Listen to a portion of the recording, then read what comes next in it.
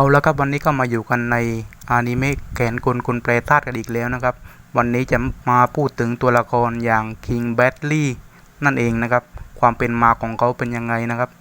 นั่นจำเรื่องของพ่อแม่ไม่ได้นะครับแล้วเขาก็โดนขายมาแล้วก็มาโดนฝึกนะครับให้เป็นผู้บัญชาการสูงสุดนะครับแล้วก็ให้มาฝึกดาบ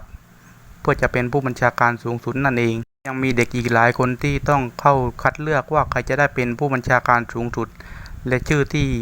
เรียกพวกเขาก็คือเลือกผู้บัญชาการสูงสุดนั่นเองและทุกคนจะถูกจับแล้วก็ฉีดศิลานักปราชญ์เข้าไปนั่นเองโอ้โห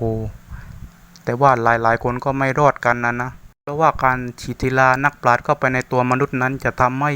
ผู้ที่ถูกฉีดเข้าไปนั้นได้รับความเจ็บปวดอย่างมากเพราะร่างกายของมนุษย์นั้นจะต่อต้านกับศิลานักปราชญ์นั่นเอง